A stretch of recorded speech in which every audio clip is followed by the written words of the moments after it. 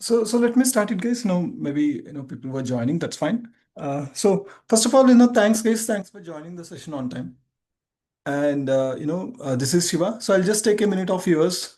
I think some of you know me already, but anyway, this is for those who might not know me. So guys, this is Shiva. So I'll be your Azure trainer for this 2 months, spread course. Of course, there's a Azure data engineering program wherein I'm also adding, Amazon services here. I'll talk about the services that we are going to cover shortly. But just to keep it short, I'm not a full-time trainer. Guys, I'm a working professional. So I have 13 years of experience into IT. And I've been working on, Azure data engineering, close to 5 years from now. And currently working as a senior Azure data engineer at my current role. Right. So throughout this program, we'll be covering various different services that includes Azure, Fabric, and then Amazon as well. And of course, these services are pretty much crucial for anyone to pursue their career on data engineering, right? So in and out, we'll be discussing about data engineering throughout our sessions, right? If I have to talk about the skills that I carry across my, experience, I majorly, work on Azure, especially the data engineering part of Azure. And as a part of the projects, as a requirements, from the projects, we also use SQL Server as a database and Snowflake as a data warehouse. And we also use, Amazon Web Services for one of the project. And as well, some kind of Python and then C# also we use. Dr. Mr. Pankaj here. Your voice is fading away in between. Maybe Is it far better from the now? mic. Is it better now? Yeah. It's better. So it comes and goes off. So Oh, sure. that's how it happens with me, at least. Yeah. Sure. Yeah. So that's about my skill set, guys. So we use Snowflake, and then of course Power BI we use for the visualization part. And as well, I work on SSIS as a ETL on-premise ETL tool basically, right? But again, just to conclude, I'm not a full-time trainer, so I'm a working professional like many of you here, right? So that's about me in short, guys. So I'll just walk you through on some of the topics. Right, let me start sharing my screen, guys.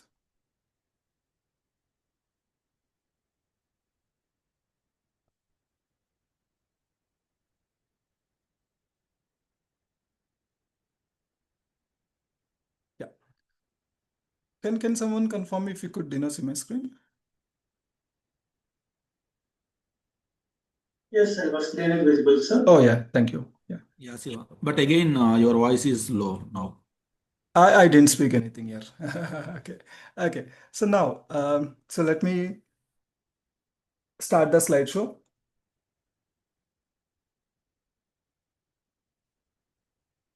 Right.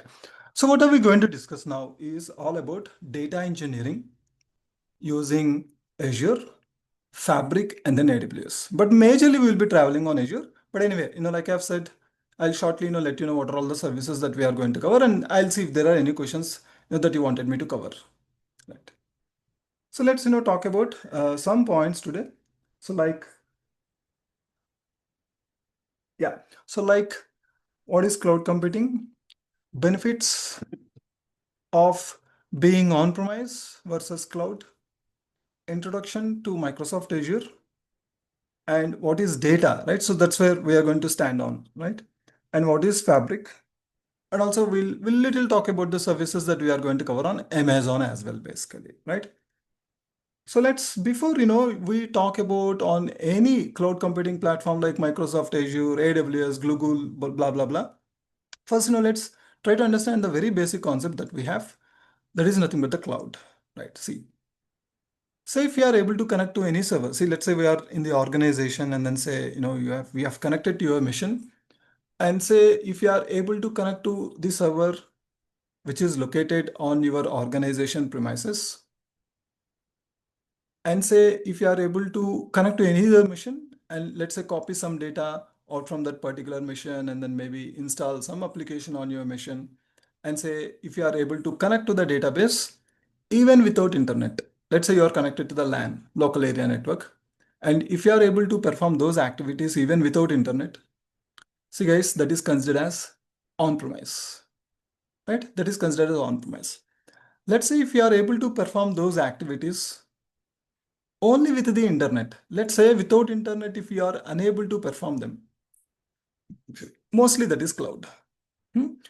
That means we will be able to consume or connect to the services or perform those activities only via internet, basically, if it is the cloud. Right? So without internet, you can't connect to any cloud platform. That can be Microsoft, that can be Amazon or Google or whatever, basically, right? So internet is the basic platform that anyone needs here, right? And there's the, very high level difference between on-premise and then the cloud, right? So let's deep dive and then understand with some more, points that we have to understand between on-premise and then the cloud, right? See, the first one, upfront cost is high and pay as you go, right? So let me help you understand with a real life example. Of course, this is one of my favorite example that I, typically go on. Right, see, let's say we all are friends and we know each other. Let's say from pretty long days. Say we have the skill set with us, the technology skill set. And with that skill set, let's assume we are planning to develop a application over the next 6 months, develop it, and then maybe look for the clients or the end users and sell the product and gain some revenue out of it. So let's say we have, such a thoughts. And then, okay, since we have the skill set, what else we need to have? We need to have a plan, right? What is that, we have to develop and how we can develop. That's something we have to plan. And even before that, what is that needed? Guys, we need to raise the capital, right? Why we have to raise the capital? See, to work on any project, we need to have the servers, required license, and all that stuff, right? If you have to maintain the servers, you need to have proper license and proper hardware that is needed for your application to run 24/7, right? So servers should not go down unless there is a crazy stuff, right? Generally, servers should not go down. So since servers should need maintenance, we need to recruit an employee or employees to track the server 24/7, right? So assume we have raised 10 lakh rupees to maintain the server. To maintain the server, it also includes the infrastructure setup, the license, and other stuff, basically. Let's say we raised 10 lakhs and we have spent on the infrastructure and then the other stuff, and assume we have worked on that particular project for the next 6 months, right? At the end of the 6 month, we have the product. And when we try to reach out to the end, to gain some clients for our product, say we were getting negative feedback instead of positive feedback. We were getting negative feedback instead of positive. So we have declared the product is a flop. There are no takers for the product.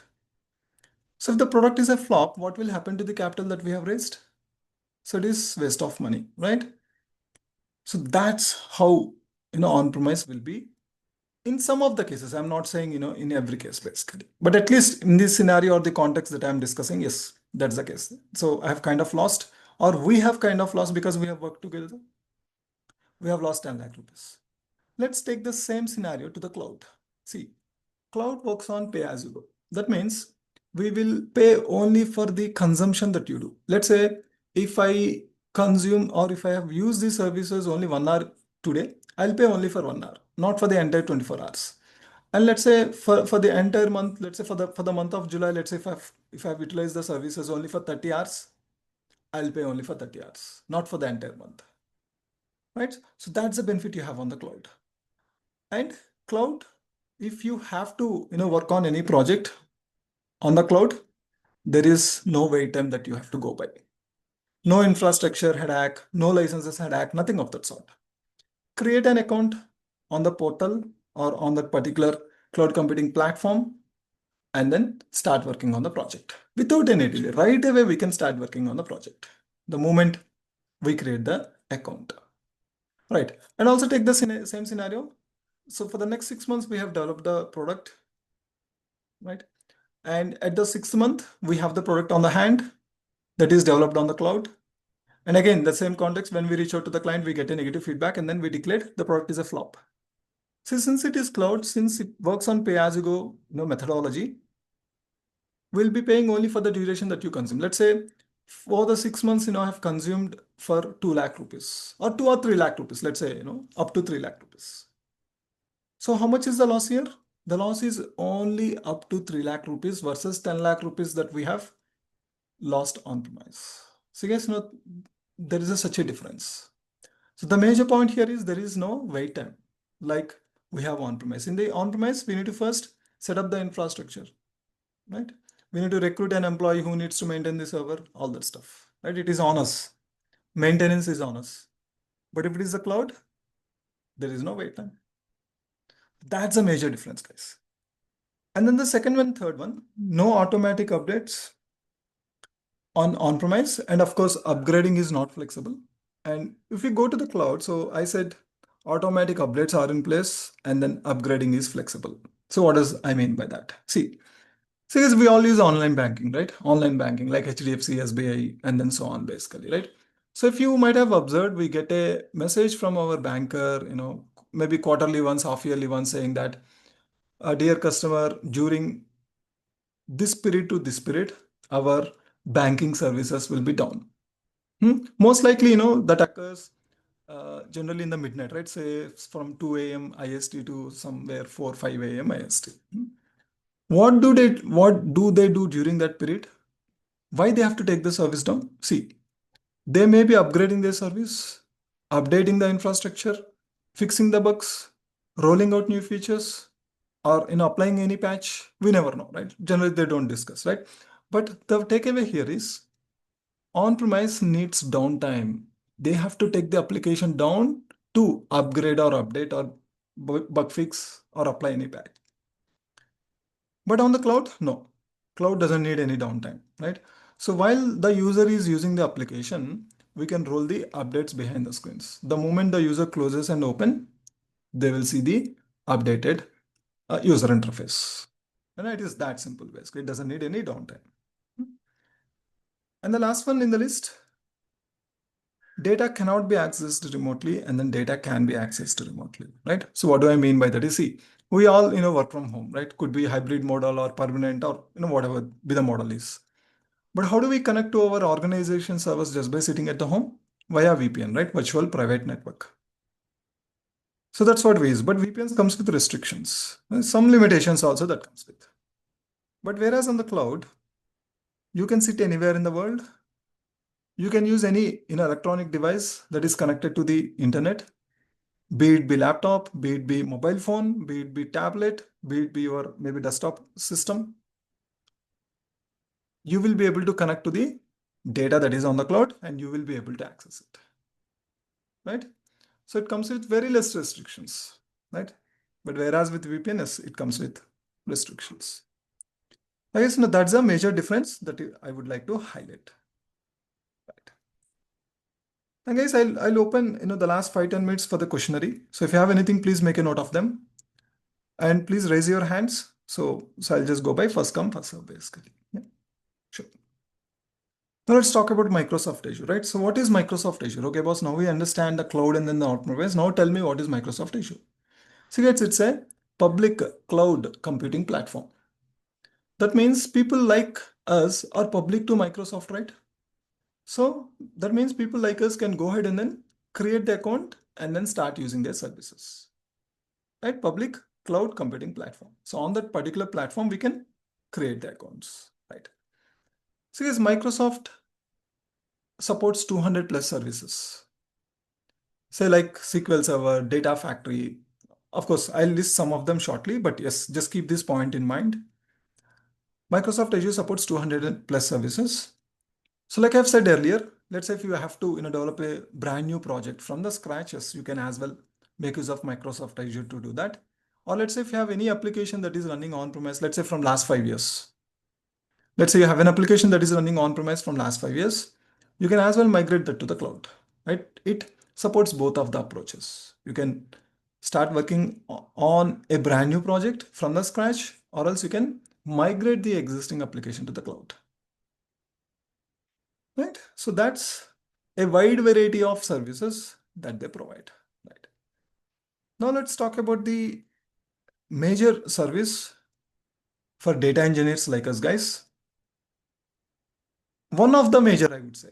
Yeah. So if anyone have the question, is it the only major? No, guys. It is one of the major, service, as a data engineers will be sitting on. That is ADF. ADF stands for Azure Data Factory, right? But of course, this is a service out from 200 that I was discussing earlier, right? And also this is from Microsoft Azure, not from Amazon, guys. Huh? Right. ADF starts its availability in year 2015. Okay, that's fine. But tell me, what is ADF, right? See, guys, ADF is a ETL. ETL. Hmm?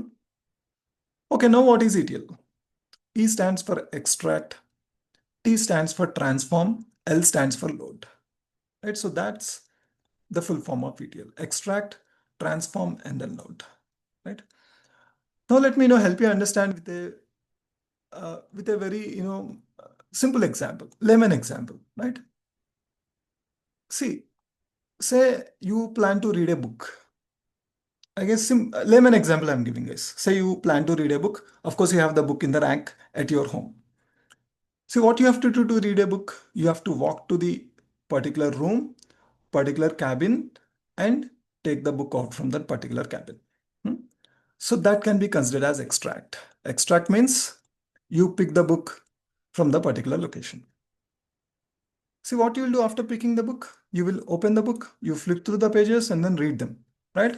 So that is considered as transform. So once you read the book, could be 1 hour, 2 hours, and then so on, what you will do?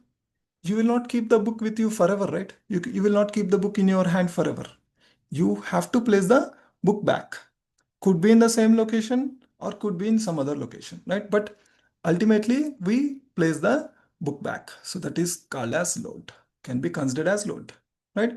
Pick the book, extract, read and flip through the book, transform, place the book back, load, right? So that's how we can correlate ETL. Now let me help you understand this with data terminology, right? Data engineering terminology, to be very precise. See, say you have data, say, just to simplify the context, say Excel file. Say you have some data in Excel file. Say you have data in a SQL database, and maybe a CSV file. Okay, so data is located in 3 different data sources. Now, say you were asked to, as a data engineer, you were asked to extract the data out from those sources, variety of sources, and then load that into one single destination, right? I'll show you the architecture shortly, because I have a slide, wherein I'll explain you with a nice diagram as well, but, try to understand. So this way you will understand where ETL sits, right? So using Azure Data Factory in between, I can read the data from Excel file. I can as well read the data from SQL database table and as well read the data from CSV. Using Azure Data Factory, we can perform the extract and we can load the data. Of course, we can also perform transform. By the way, guys, transform is optional. Either we do it or not. We do it based on the business requirement. If that requirements doesn't demand that, or if it doesn't need that, then we don't use transform. But anyways, that we'll elaborate that in the coming classes. But yes, that's where ADF sits in basically, right? See, ADF is a ETL. That too, it is a cloud-based ETL. See, the complete processing power will be consumed from Azure services. Azure, rather than the services, Azure infrastructure basically. It consumes Azure infrastructure to perform the extract and then the load and then transform. Right. See, that ETL process technically on Azure Data Factory is called as pipeline, guys. Right? It is called as pipeline. And Azure Data Factory supports 100 plus sources, like Excel is 1, SQL is 2, CSV is 3. Likewise, it supports Oracle, Google, Amazon, IBM, SAP, whatnot, right? It supports 100 plus sources, guys, right? So we can connect to the variety of sources using Azure. And also it comes with very rich user interface, right? Very rich. You compare with any other service, yes, I would say Azure Data Factory stands first.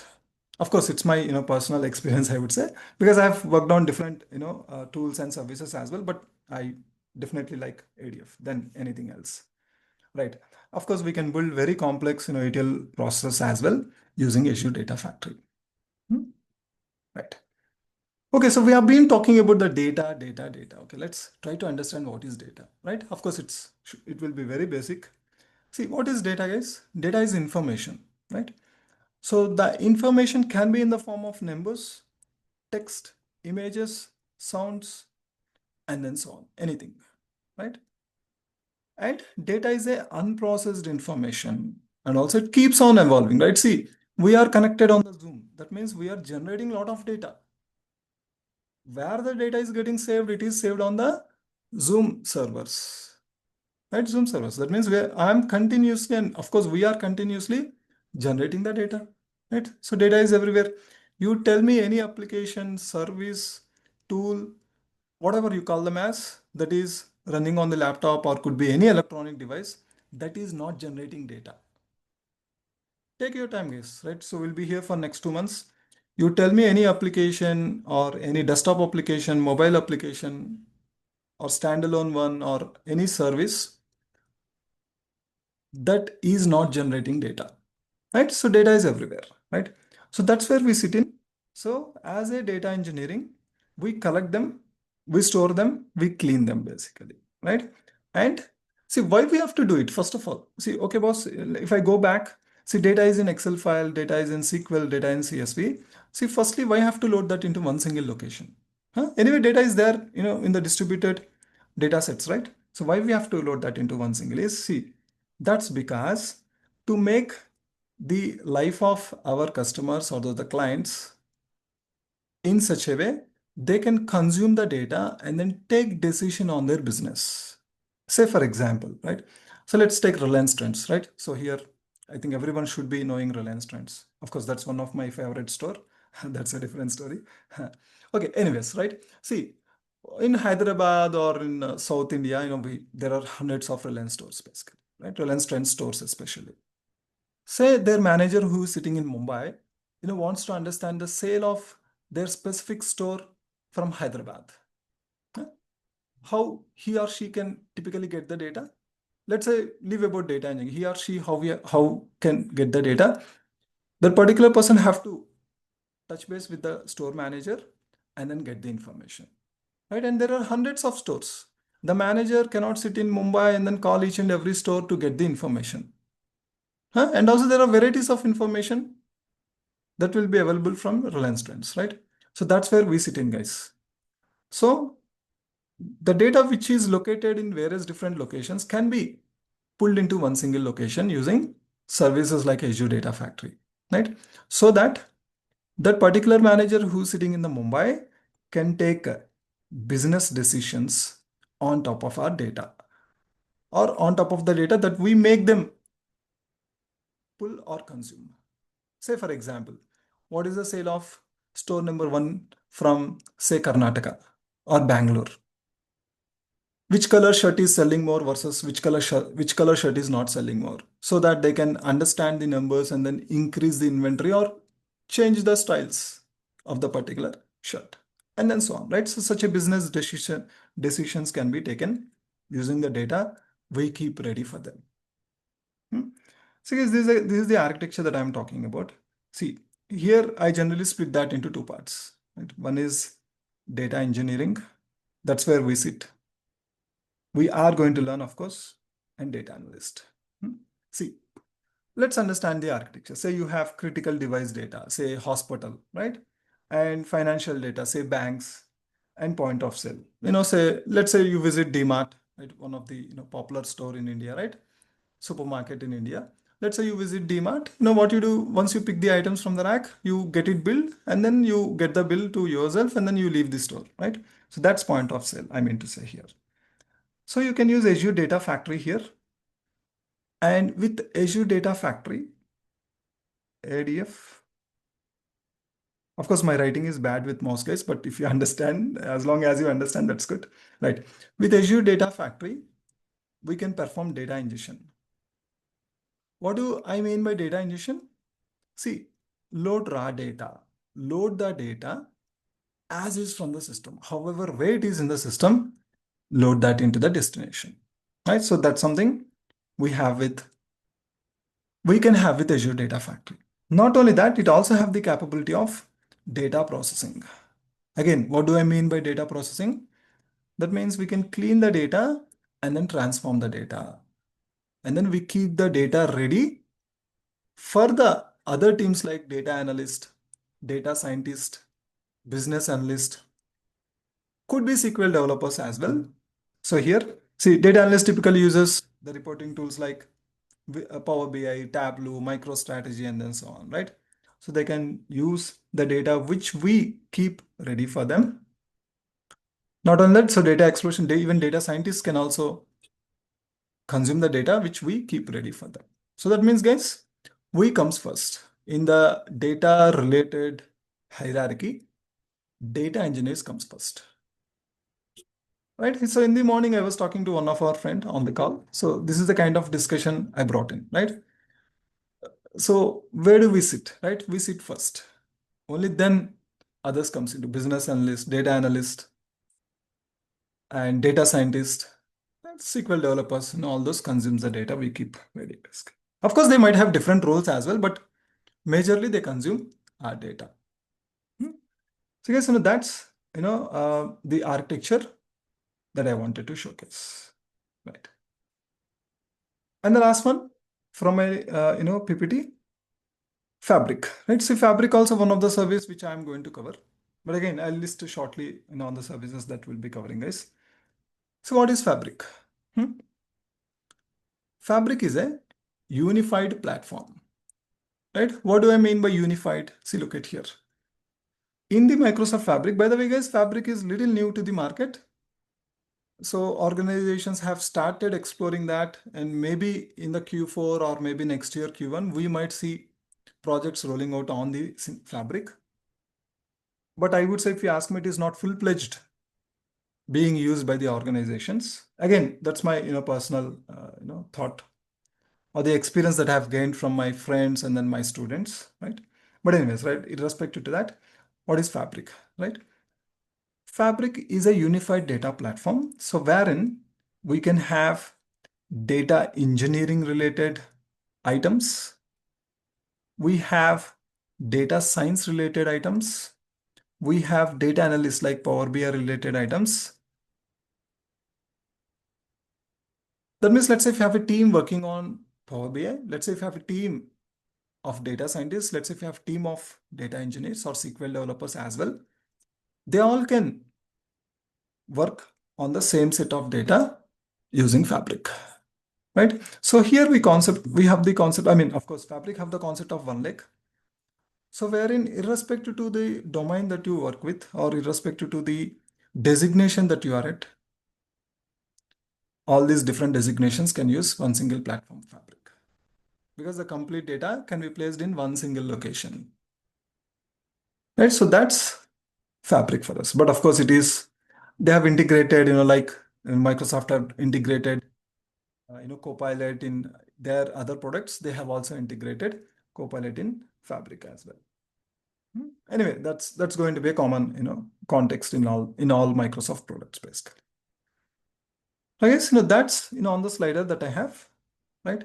So before I, showcase you anything, let me help you understand the services that we are going to cover during our tenure. There is no notepad here. One second, let me pull up my notepad. I don't know why notepad is not opening.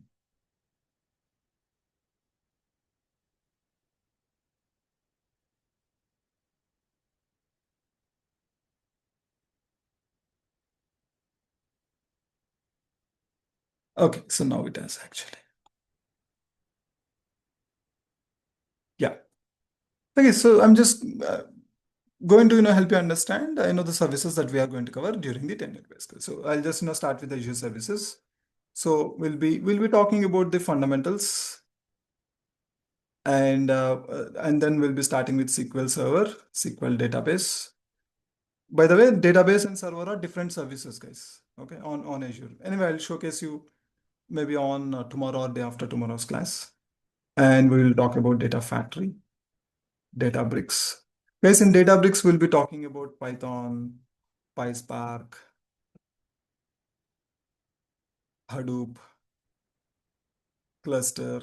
Of course, there were many other concepts which will be covered in Databricks. And after this will be, of course, there is no sequence. I'm just typing the major services. Storage account. In storage account, majorly will be traveling on Data Lake Gen 2 because that's the latest tech that we have on storage account at the moment. Right. So we'll be learning the latest one out of the two that we have on storage account. Right. And also we will talk about Key Vault. And there are some other, things like GitHub.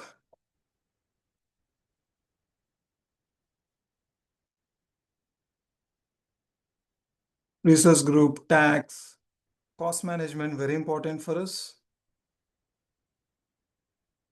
And we'll talk about VS Code and storage account. Sorry, storage explorer.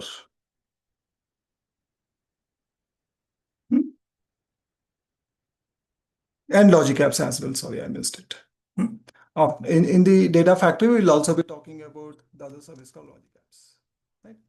So these are all the services. Of course, GitHub is little out of Azure, but still we'll be seeing how we can integrate and then perform the collaboration in data factory, right? So that's something we will going to look at.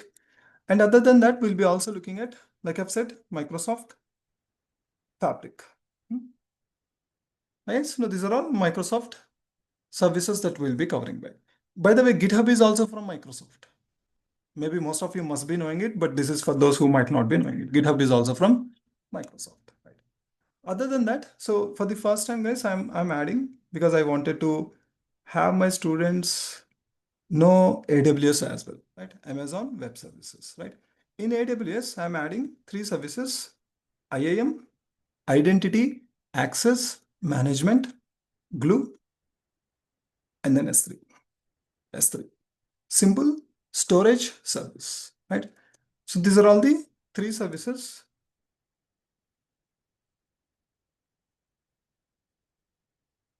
These are all the 3 services that I'll be covering in the sessions, basically.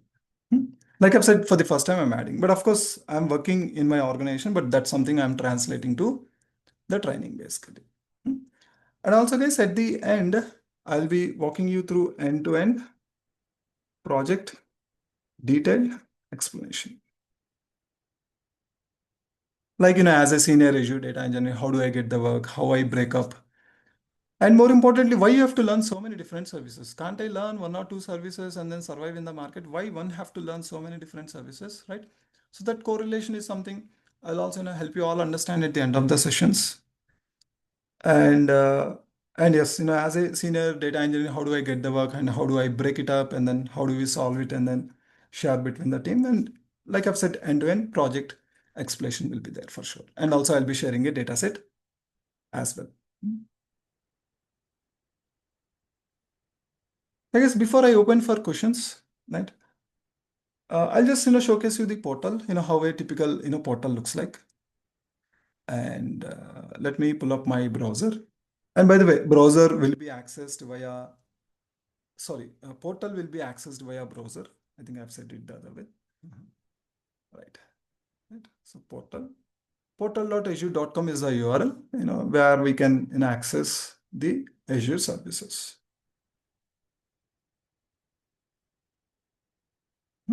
Guys, what is this portal? How you can create it, how you can log it, what you can do it, right? We'll be talking all of them starting from tomorrow, right? Today we all have, very theoretical discussion, right? Tomorrow I'm going to illustrate with an example, right? So it's a kind of, hands-on session. That's what I'm going to have on tomorrow, basically, right? So of course I have different accounts. I'll explain all of them, as and when we progress, right? Progress, guys. I don't want to flood you with a lot of information on day number 1. We will learn as and when we progress, basically. So I've just logged into the account that I have at the first.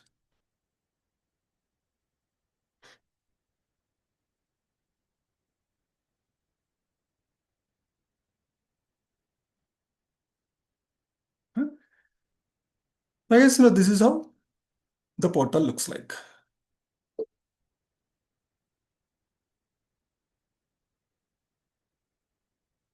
Okay. So guys,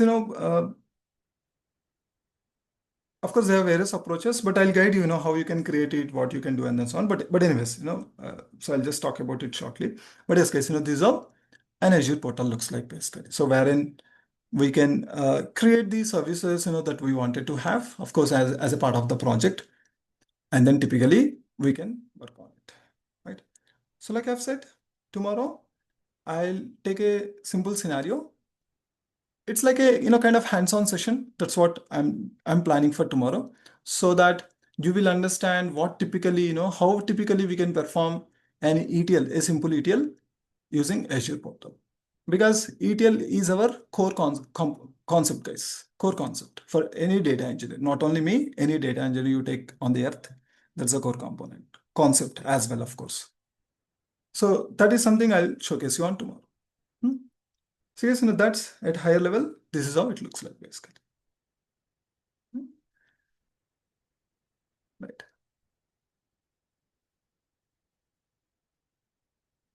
And also, of course, see, I don't want to walk you through Amazon as well, but I'll do it maybe on tomorrow or day after tomorrow. But generally, yes, to access Amazon services, we need to create an account on Amazon. So like how I have account on Microsoft Azure, I also have an account on Amazon. Maybe I'll showcase you, after a few days. Like I've said, I don't want to flood you with a lot of information on day number 1. So that's on it. And Fabric also needs a different account, but I'll guide you, when we get there basically. But yes, majority of the discussions that we are going to have in the class are going to be on the Azure, using the portal that we have in the behind the screen basically. Of course, this is what. And one more point I would like to highlight here. See guys, in my sessions, 90% will be practical. 10% will be theory. Even today's class is also considered under the 10%. Typically, I'll not have much slides. I think this is the only slider that I have. But other than this, I don't have any slide as far as I see. Okay, any PPT I would say rather. But anyway, right? So majority of the discussions will be on the Azure and the Azure related services, right? And also we'll be touch basing about Fabric and then Amazon Web Services along with that. But majority of the service I'm working on, guys. Right? So that's something I've also translated basically. So the way, the scenarios which I work on, the organization has been translated, into my trainings basically. Pulled up into my trainings, might not be translated, pulled up into my trainings as well. Right. So like I've said, tomorrow we'll have, I'll just showcase you in how you can make use of multiple services to perform a simple ETL, right? So kind of hands-on. And it will be like a illustration to you as well at the same time.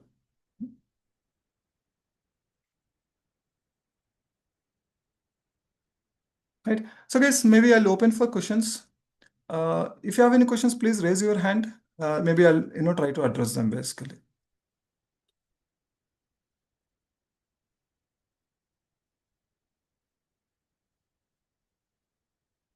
Okay, I could see a question. I think so. If you don't have Azure login access or premium, okay, I'll guide you, Vajiha, on how you can typically create the account and then all that stuff. Anyway, it is just day number 1. So yeah. Any other questions, guys, from anyone? This is Murali. Yeah, Murli. Go ahead, Murli. Yeah, thank you. I'm good at the course content, but just only maybe the technical glitch from the microphone or something. The whole session, your voice is just feeble sometimes high pitch. Okay, maybe you can just check that. Apart from that, I didn't feel any issues today. Okay, sure. Any other related to the discussions? Discuss topics. Yeah, I'm well aware of this. Yeah, that's fine for me. Thank you. Yeah, Anil, go ahead, Anil. Okay. Actually, I'm working as a design domain, so media administrator. I'm planning to switch to this data engineering. So we'll be able to cover all this SQL and Python. That's what, see, whatever is presented on the screen will be covered, Anil. Yeah. I think we'll talk offline. I think we'll talk offline since your question is so specific to, migrating from one platform to another. So yes, but like I've said, the services that are highlighted, will be covered across the tenure. About the duration of this training. 2 months, yeah. That's a good question, right? So yeah, so we'll be traveling on this particular service for the next 2 months. Yep. And what will be the timings, Shiva? Timings is same time, guys, 9 p.m. to 10 p.m. IST, Monday to Friday. So again, let me, type it here. For few people, my voice is not clear. I'm not sure. But Murali, you can hear me very clearly, right? Now it is clear, but not earlier. Earlier it was up and down. Okay, Now sure. it is clear. Okay, sure. So Sometimes somewhere in DTS something. I'll change. I'll change my mic. Yeah. So Monday to Friday from 9 p.m. to 10 p.m. IST.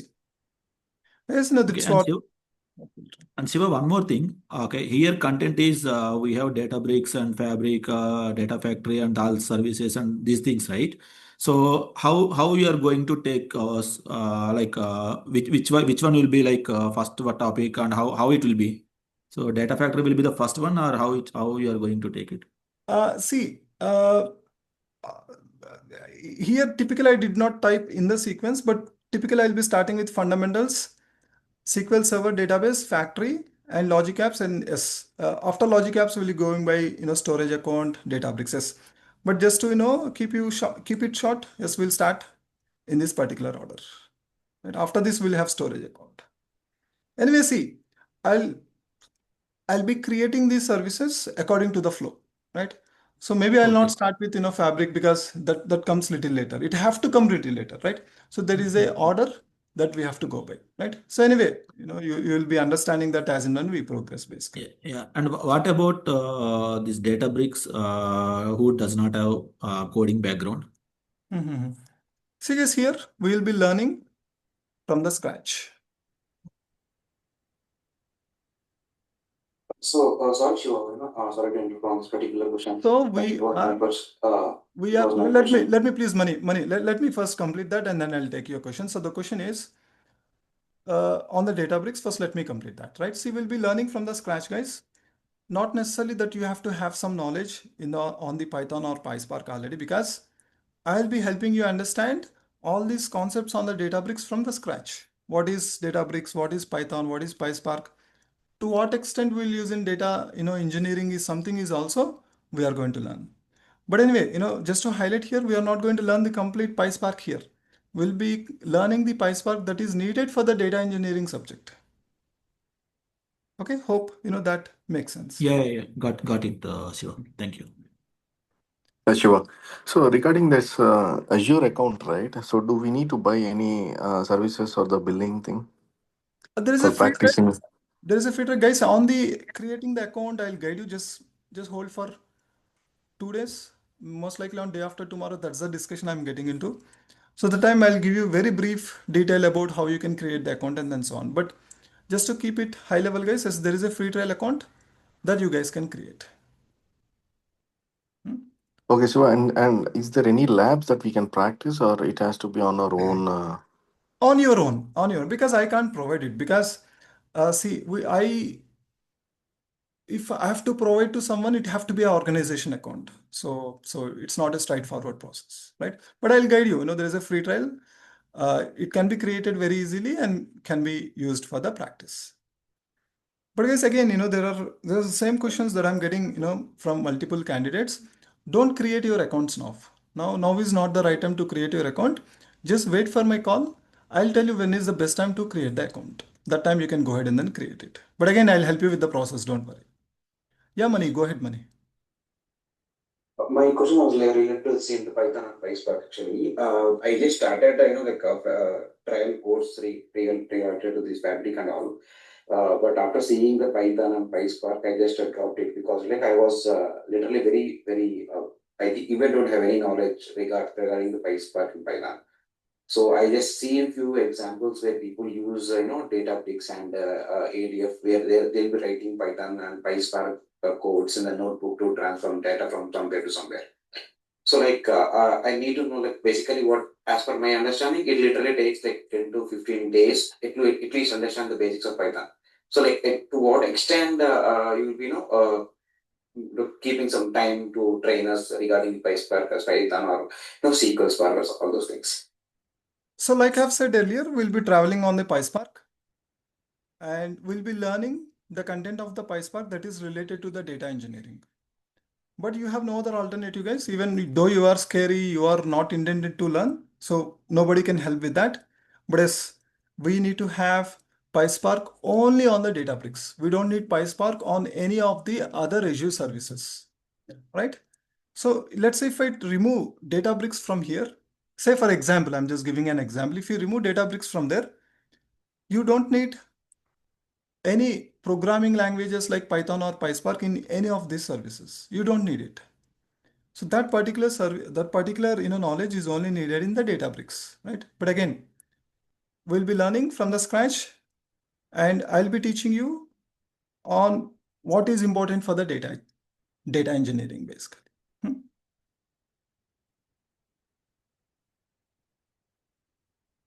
Okay, Mani, hope that makes sense to you. Yeah.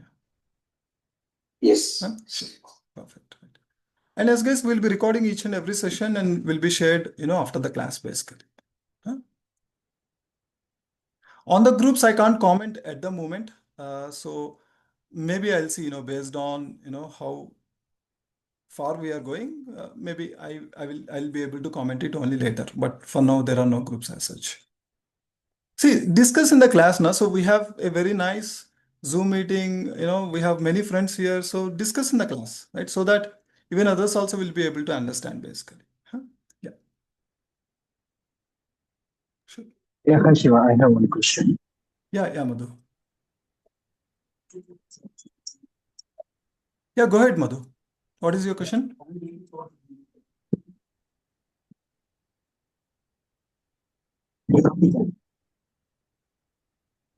Madhu, I can't hear you. Maybe you can drop and connect back.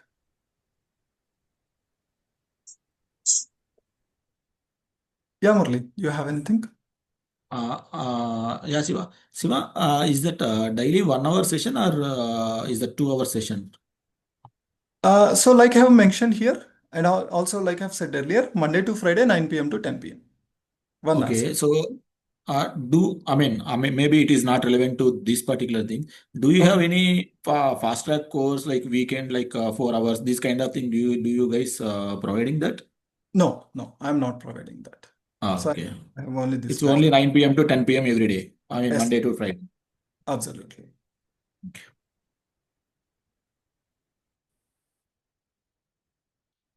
Nice. Those are such a nice questions. Yeah. Anything?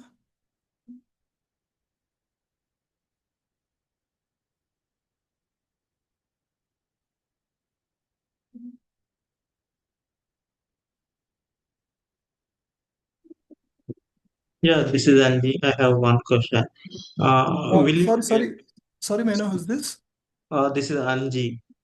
Hanji. Okay. Yeah, yeah.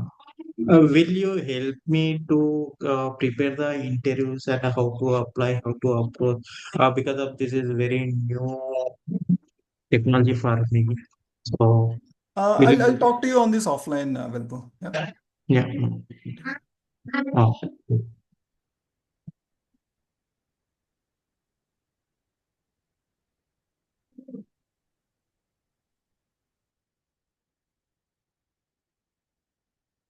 See, I've seen a question, Unity catalog. Yeah, catalog will be covered in the Databricks, Madhu. And with respect to the real-time streaming, see, we'll be going by the batch streaming process. Right, I'll showcase you, end-to-end flow of, how you can perform a batch streaming is something I'll be covering in the Amazon as well as Azure as well. Right, in both of the places, we'll see streaming data sets.